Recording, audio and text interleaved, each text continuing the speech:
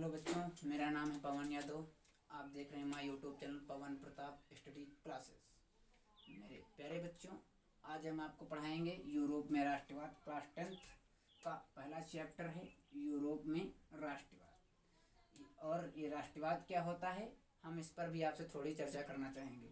राष्ट्रवाद वो होता है कि जैसे जब किसी व्यक्ति में अपने देश के प्रति प्रेम जागृत होता है तो उसी को राष्ट्रवाद कहते हैं। उसी को राष्ट्रवाद कहते हैं। यूरोप एक महाद्वीप है, इसमें कई सारे देश जैसे इटली है, जर्मन है, फ्रांस है, ब्रिटेन है, कई सारे देश इसमें आते हैं। तो सबसे पहले राष्ट्रवाद कहाँ हुआ? फ्रांस में 1789 में यहाँ पर एक क्रांति हुई थी।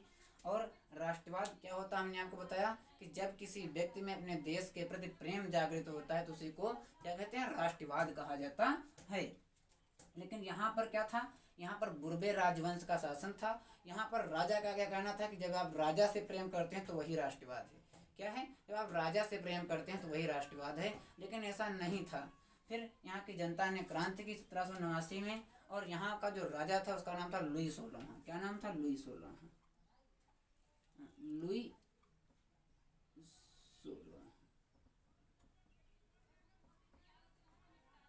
लुई 16 यहाँ का शासक था। इसको जनता ने हटा दिया। ये अत्याचारी था, ये निरंकुश था, प्रजा के में इसकी कोई रुचि नहीं थी, जनता को ध्यान नहीं देता था, इसलिए इसको हटा दिया गया। और यहाँ पर एक क्रांति हुई। क्रांति कैसे की गई? उसमें कुछ पद्धतियाँ अपनाई गई थी, जैसे कि नए झंडे बनाए गए, फ्रांसीसी झंडे लहराए गए, और राष्ट्रगीत बनाया गया। फ्रेंच भाषा को राष्ट्रीय भाषा कहा गया, और भार मापन की एक नई पद्धति बनाई गई जिससे हम नाप तोल कर सकें। वो यहाँ पर एक पद्धति बनाई गई, और जैकोबियन क्लब की स्थापना की गई। जैकोबियन क्लब की, ये क्या होता है?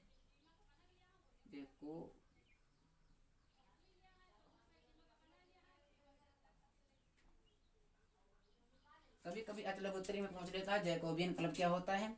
ये एक संस्था बनाई गई थी यहाँ के लोगों के द्वारा, अर्थात यहाँ पर लोग मीटिंग किया करते थे और लोगों को राष्ट्रवाद के प्रति उत्साहित किया करते थे। इसीलिए जैकोबियन क्लब की स्थापना की गई थी। और यहाँ पर क्या हुआ, जब राजा को हटा दिया गया तो यहाँ पर जनता ने लोकतंत्र की स्थापना की। कहा हम खुद अपना संविधान बनाएंगे और अपने द्वारा ही शासक को चुनेंगे, वही शासन करेगा, हम राजतंत्र में विश्वास नहीं रखेंगे। फिर क्या हुआ? 1791 ईस्वी में यहाँ का संविधान बना। जब संविधान बना 1791 में, ये ठीक से चल नहीं पाया। चल क्यों नहीं पाया? इसमें शासन की शक्ति अमीर लोगों के पास थी। जब नहीं चल पाया तो यहाँ पर एक व्यक्ति है जिसका नाम था नेपोलियन बोनापार्ट। उसने कहा कि अगर आप लोग इससे संतुष्ट नहीं है, शासन की शक्ति हमारे हाथों में दे दीजिए, मैं देश को अच्छे प्रकार से चलाऊंगा। तो अब देखिए, यहाँ का जो नेपोलियन बोनापार्ट है, आपने इसका नाम सुना होगा।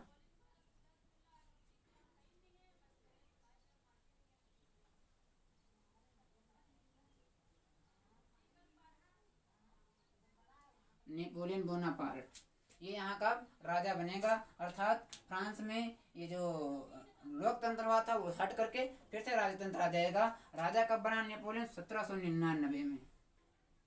1799 में शासक बना, और इसने एक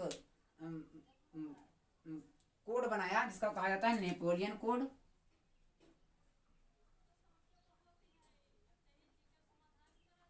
नेपोलियन या सिविल कोड कहा जाता है। नेपोलियन या सिविल कोड क्या होता है? ये जो नेपोलियन था, इसने एक लिखित कानूनों का दस्तावेज तैयार किया था, उसी को नेपोलियन कोड कहा जाता था। ठीक, इस प्रकार से आप कह सकते हैं नेपोलियन के द्वारा बनाए गए कानूनों का एक लिखित दस्तावेज था जिसे नेपोलियन कोड कहा जाता था। फिर क्या हुआ? नेपोलियन ने शासन तो बहुत अच्छे से किया। 1799 में शासन बना, और ये धीरे धीरे पूरे फ्रांस में फैल गया, और इसने शासन ठीक प्रकार से 1805 से 1815 तक किया।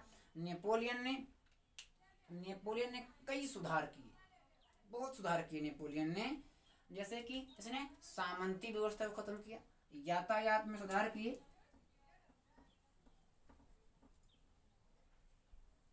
या संचार साधनों में, यातायात साधनों में सुधार किए।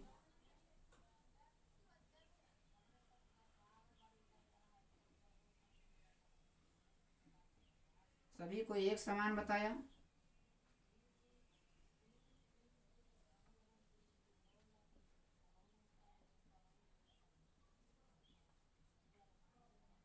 सभी को एक समान बताया। इसने बहुत अच्छे अच्छे काम किए, सामंती व्यवस्था को खत्म की, सामंती व्यवस्था को खत्म किया और लोगों को जो संपत्ति का अधिकार था इसको जब्त किया और लोगों को जो उच्च वर्ग के लोग थे कुछ एक्स्ट्रा सुविधाएं प्राप्त होती थी, ऐसा ना करते हुए सभी को हर विभाग में समानता की दृष्टि से देखा गया और सभी को समान अधिकार दिए गए।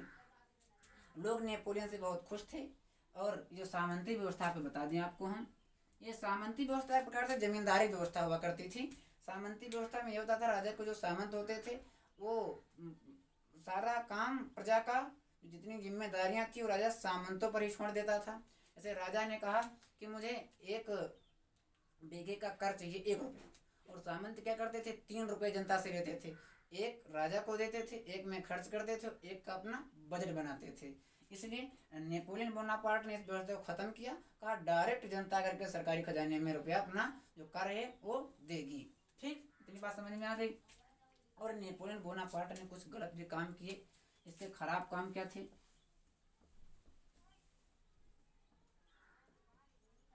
नेपोलियन बोनापार्ट के खराब काम थे क्या?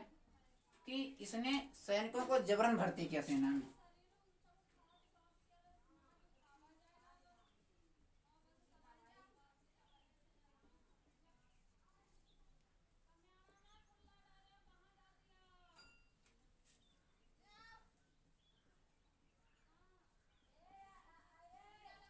जबरन भर्ती किया और इसने कर में वृद्धि कर दी, लोगों के कर में वृद्धि कर दी।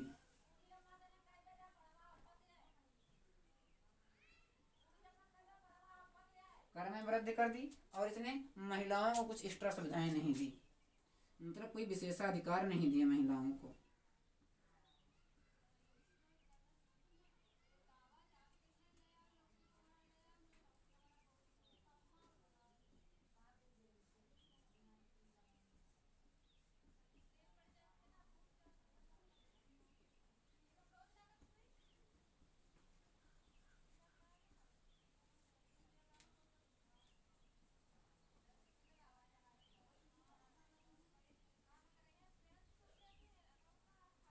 प्रदान नहीं किए।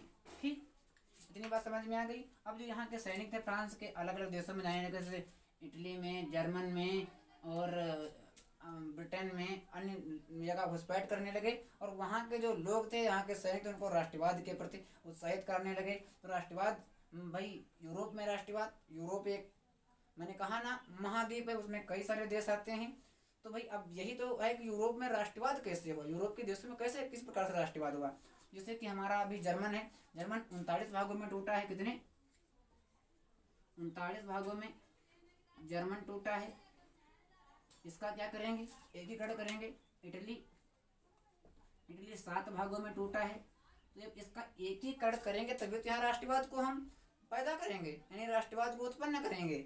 इसलिए हम नेक्स्ट चैप्टर में आपको मिलेंगे दोस्तों, उसमें हम आपको जर्मन का एकीकरण और इटली का एकीकरण पढ़ाएंगे। इसका जर्मन का एकीकरण और इटली का एकीकरण पढ़ाएंगे, जो आपको अगले चैप्टर में पढ़ाया जाएगा। तब तक के लिए आप हमारा वेट करिए। तब तक के लिए बाय बाय दोस्तों, धन्यवाद। आपसे एक रिक्वेस्ट करना चाहूँगा वीडियो के अंत में, अगर आप मेरे इस चैनल को देख रहे हैं तो कृपया सब्सक्राइब करें और लाइक करें, अपने दोस्तों के साथ ज़्यादा से ज़्यादा शेयर करें और मुझे कमेंट करें। जय हिंद दोस्तों, मिलते हैं अगले वीडियो में। तब तक के लिए बाय बाय, धन्यवाद।